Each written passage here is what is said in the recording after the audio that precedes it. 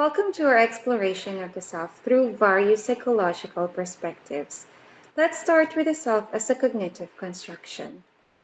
Let's begin with William James, one of the early pioneers in understanding the self. James distinguished two aspects of the self, the I self and the me self. The I self refers to the self as the knower, our subjective sense of personal identity, continuity, and agency. On the other hand, the me self represents the self as an object of reflection, which includes material, social, and spiritual dimensions.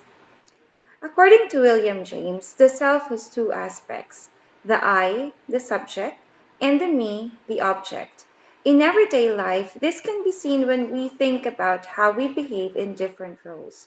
For instance, imagine you're a student who loves drawing. The I is the feeling of being engaged in creative activities, while the me is the part that sees yourself as a student and an artist, shaping how you interact with the world.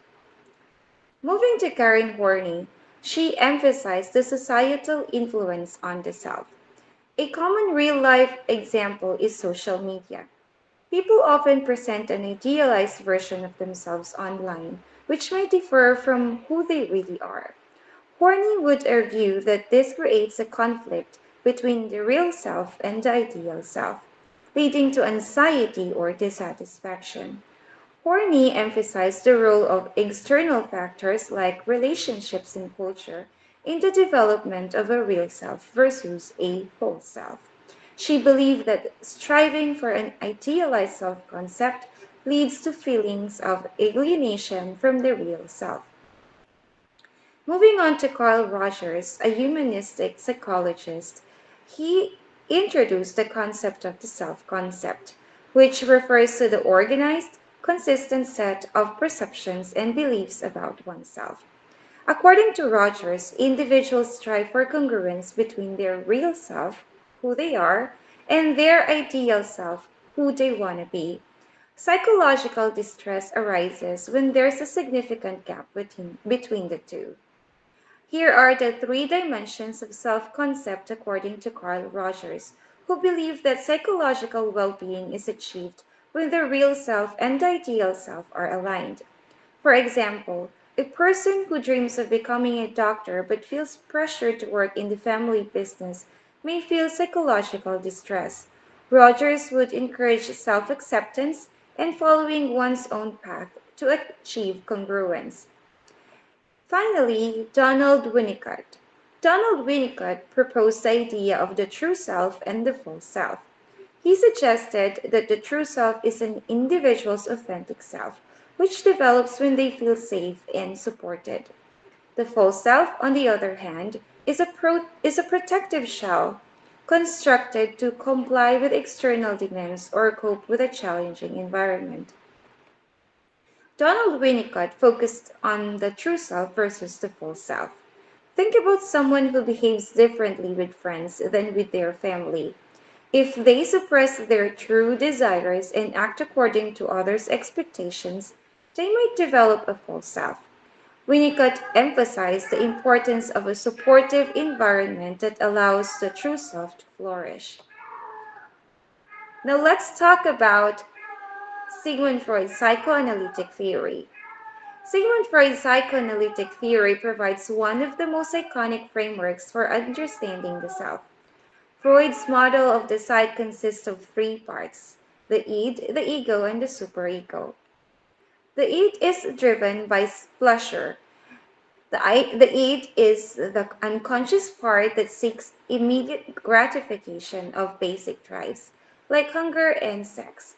It operates on the pleasure principle. For example, a child demanding a cookie before dinner is acting according to the id's desire for immediate gratification. The ego is the part that mediates between the id's desires and reality. The ego mediates between the id's desires and the external world, working according to the reality principle. It is where self control and decision making occur. For instance, if that same child understands they must wait until after dinner for dessert, the ego is at work. The superego represents our moral values. The superego is the moral component incorporating societal standards, parental values, and personal ideals. It serves as the conscience. Imagine an adult who refuses to cheat on a test, even though it would be easy to do so. This is the superego acting based on internalized rules. To manage internal conflicts, Freud suggested we use defense mechanisms.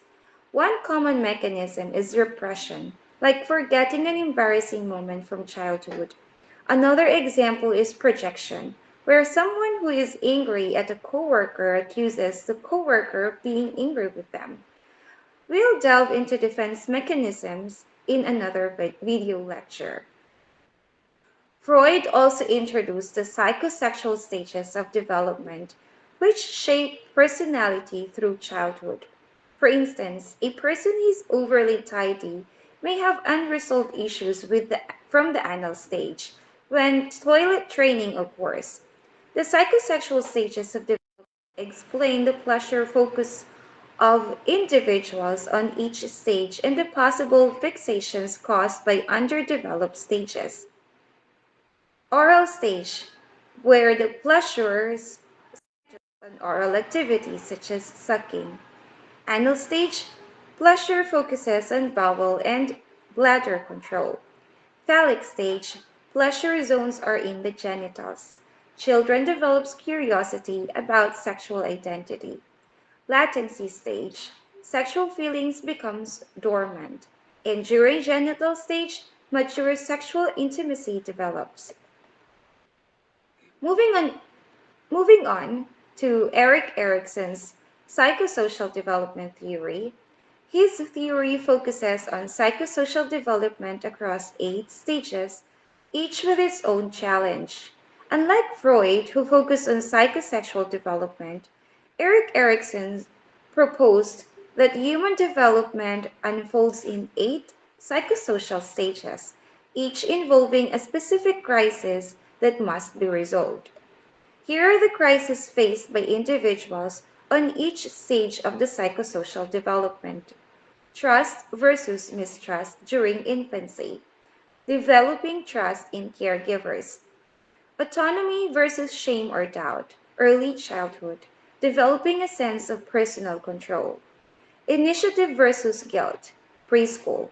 Taking initiative and trying new things. Industry versus inferiority, school age, gaining confidence in abilities. Identity versus role confusion, adolescence, developing a strong sense of self. Intimacy versus isolation, young adulthood, forming intimate relationships. Generativity versus stagnation, middle adulthood, contributing to society. And last, integrity versus despair, old age, reflecting on one's life. Each stage builds on the previous one, and successful resolution leads to healthier psychological outcomes. One real-life example of Erikson's stages is during adolescence, where individuals face the crisis of identity versus role confusion. A teenager might experiment with different friend groups, hobbies, or styles, trying to figure out who they are. Successful resolution of this stage leads to a clear sense of identity. However, if the crisis is unresolved, the person might feel confused about their role in life. In young adulthood, people experience intimacy versus isolation. For instance, someone entering a committed relationship, learning to share their life with a partner, is successfully resolving the stage. But someone who fears vulnerability might avoid intimacy, leading to isolation. Now, uh, let's talk about Carl Jung's 2 personality types. Carl Jung proposed 2 major personality types, introverts and extroverts. Introverts are focused inward, tending to be reflective and reserved. They gain energy from solitude.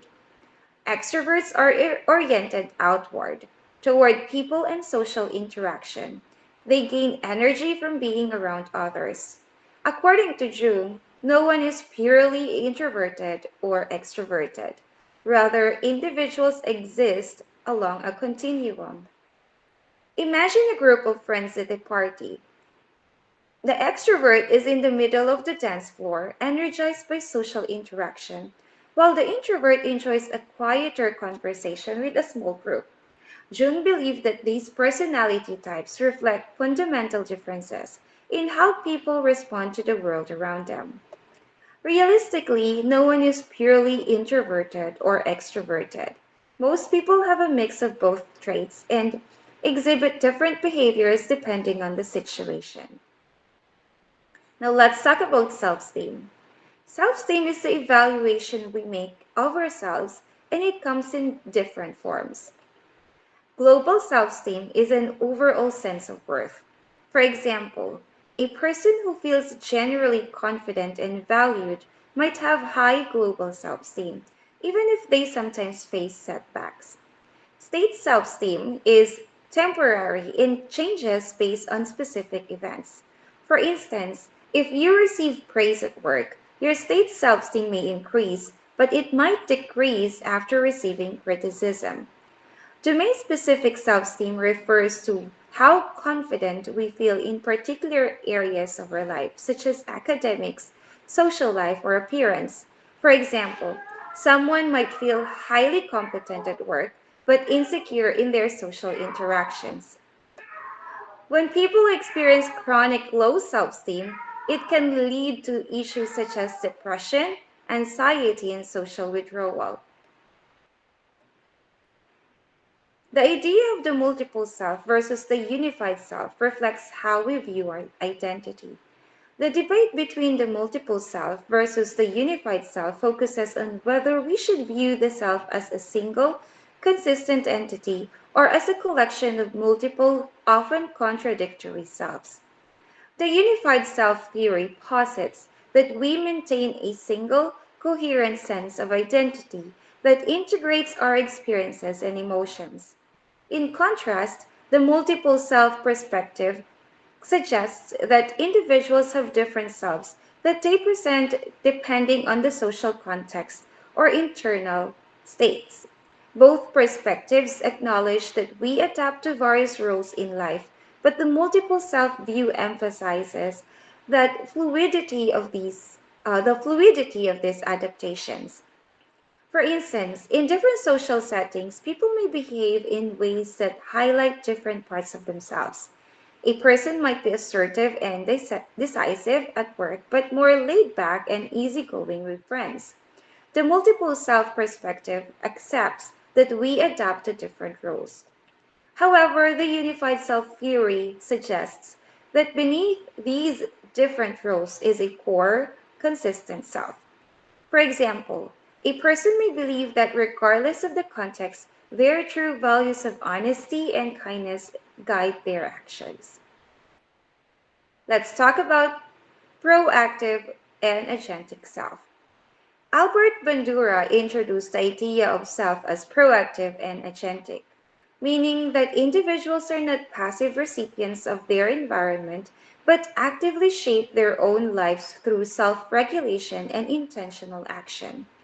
Bandura's concept of self efficacy is central to this idea.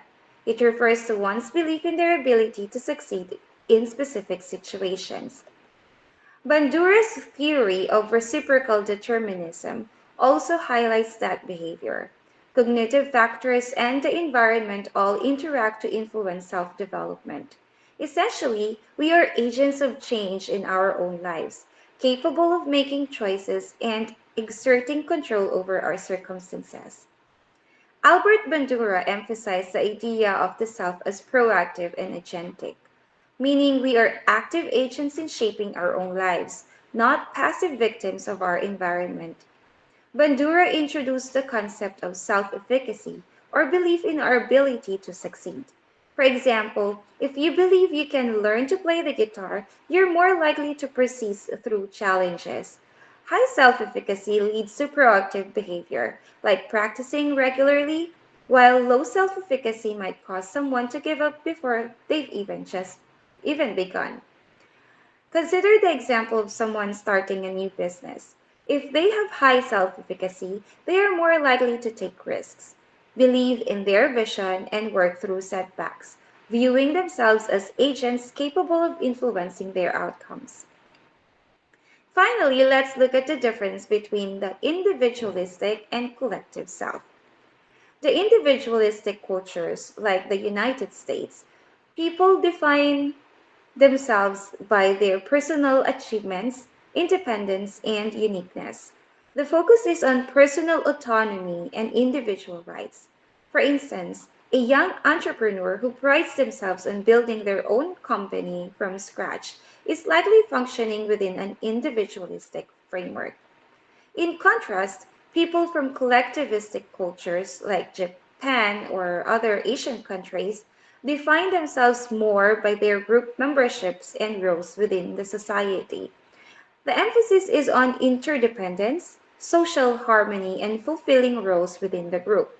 An example might be a person who values their role as a family member above personal ambition, making decisions that prioritize harmony and group well being. These culture frameworks significantly influence how people perceive success, relationships, and their overall sense of self. Now, thank you for joining this lecture on the psychology of the self. Each of these theories, whether about cognitive construction, identity development, or self esteem, offers valuable insights into how we understand who we are and how we navigate the world. Until next time, keep reflecting on what makes you you.